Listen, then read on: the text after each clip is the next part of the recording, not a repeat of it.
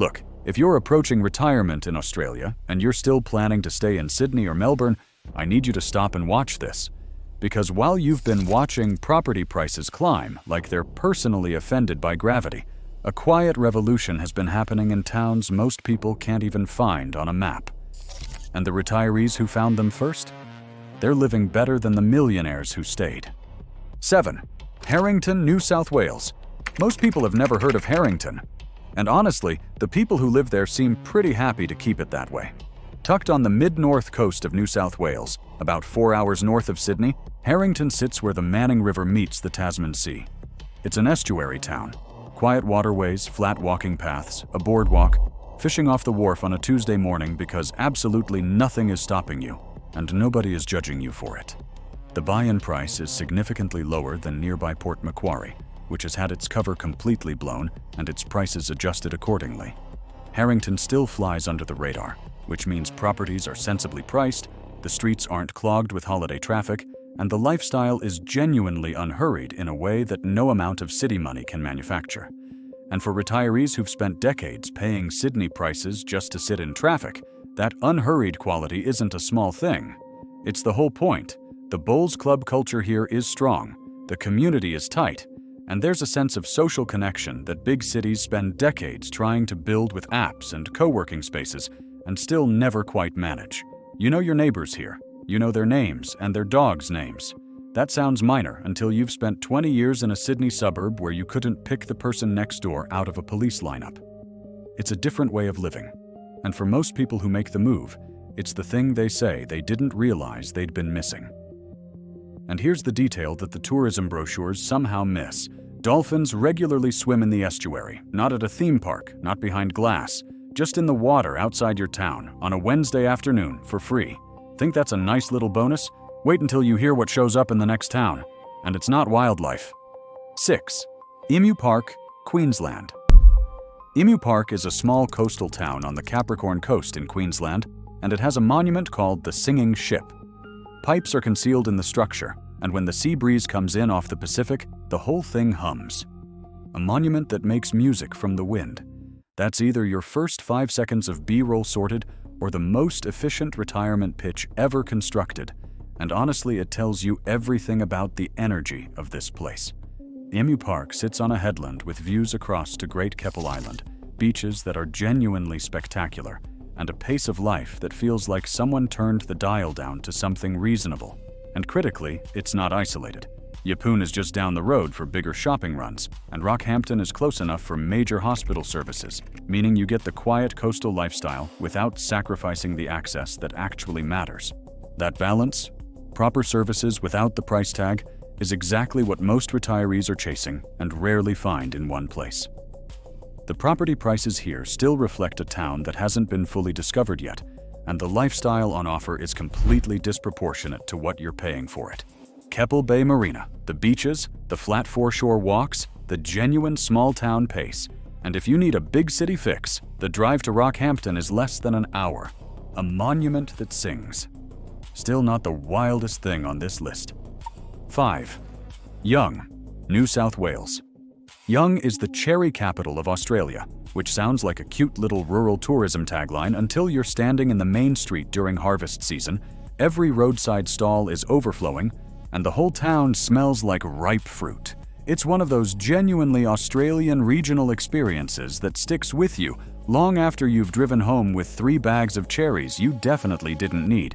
But here's what gets consistently underplayed. Young is not just a farming town with a charming fruit gimmick. It's a properly serviced regional center with modern healthcare, a sports center, cafes, boutique retail, and a festival calendar that keeps the social diary genuinely full throughout the year. There's a strong sense here that the town has made a deliberate effort to be livable, not just affordable. And there is a meaningful difference between those two things that becomes very obvious the moment you start comparing options seriously. The pace is slower, the streets are quieter, and the property prices reflect an inland New South Wales reality rather than a coastal lifestyle premium. For retirees who've spent their working lives chasing a community with real texture to it, where people know each other and turning up somewhere actually means something, Young delivers without asking you to sacrifice the services that matter day to day. People come for the cherries. They stay for something they didn't expect. The next town on this list has exactly the same effect on people. 4. Bega, New South Wales. If you sat down and designed a retirement town from scratch with a proper checklist, you might accidentally invent Bega. Coastal access, regional hospital, golf course, bowls club, civic center, swimming pool, national park on the doorstep. And all of it in a compact, unhurried town on the Sapphire Coast of New South Wales, roughly halfway between Sydney and Melbourne. That geographic positioning matters more than it sounds. Bega has been able to grow steadily without being completely overrun by the overflow of either city. It attracts the infrastructure investment of a strategically located town without being surrendered entirely to tourism or developer speculation. The surrounding countryside is green and genuinely beautiful. Lush from the coastal rainfall, quietly lovely across every season, in a way the red inland simply isn't. It's the kind of place people drive through on a holiday road trip and immediately start quietly scheming about. The Sapphire Coast has been on the radar of savvy retirees for years. The people who came early got in before the lifestyle press caught up, because the pattern is entirely consistent. Once a coastal area at this price point starts appearing in the weekend supplements, prices follow within 18 months. And the fact that Bega has genuine medical infrastructure, not just a GP, is the detail that separates it from a lot of pretty coastal towns that look great until something goes wrong health-wise. Bega still has runway, but it is not a secret with an infinite shelf life.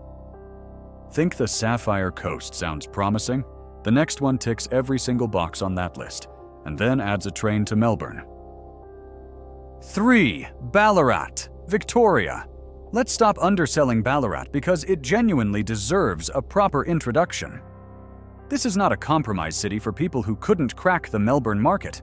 This is a full heritage city with a world-class art gallery, botanic gardens, a stunning lake precinct, regular festivals, easy access to the Grampians for day trips, and a regional hospital complex that provides genuine specialist medical services. It was built on gold rush ambition, and it still carries that architectural confidence in every Victorian-era streetscape you walk down. Ballarat Base Hospital means serious healthcare is a local appointment, not a 2-hour round trip. Federation University means the city has cultural and intellectual energy that usually costs Melbourne prices to be near. And Melbourne itself is 90 minutes away by train, which means adult children can visit without it being a logistical production, and specialist appointments in the city remain genuinely accessible when needed. That specific combination, proper healthcare, culture, and proximity without the price, is rarer than it sounds. Time Out named Ballarat one of the best places to retire in Australia, and the data backs it up hard. More than 3,000 people relocated from Melbourne to the Ballarat region in 2023 alone. The median house price sits around $590,000 with 9.5% annual growth. People are not just moving here because it's cheaper. They're moving here because by every meaningful measure, for this stage of life, it's better. Ballarat stopped needing Melbourne. The next town stopped needing the coast. 2. Toowoomba, Queensland. Everyone reaches for the Sunshine Coast and the Gold Coast when Queensland retirement comes up. Those places are genuinely lovely. They're also priced to reflect every centimeter of that loveliness. And then some. Toowoomba is doing something more interesting. It's sitting on top of the Great Dividing Range at over 600 meters above sea level, offering a climate the coastal towns simply cannot replicate, and quietly building some of the most deliberate retirement infrastructure in the country.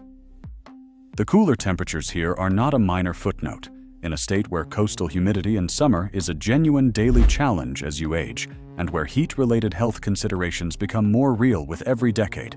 Living somewhere with actual seasons and a consistent breeze matters more than people admit when they're still in their 50s. The Toowoomba Wellness Center, large purpose-built aged care facilities, and a deliberately expanding healthcare sector all point to the same thing. This is a city that has actively planned for its retirees, not just inherited them by accident. The Carnival of Flowers each September genuinely transforms the city into something that looks styled for a magazine cover. The University of Southern Queensland brings student energy and investment into adjacent sectors.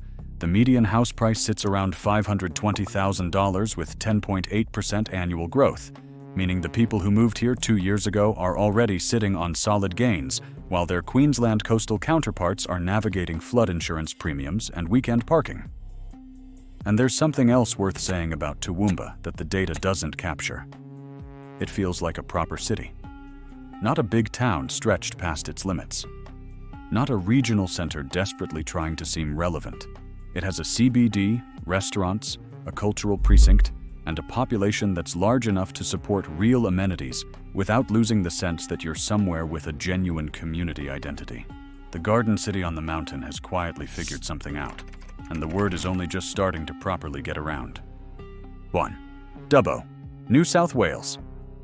Here's the Dubbo pitch, and I want you to hear it properly. This is not a big town pretending to be a city.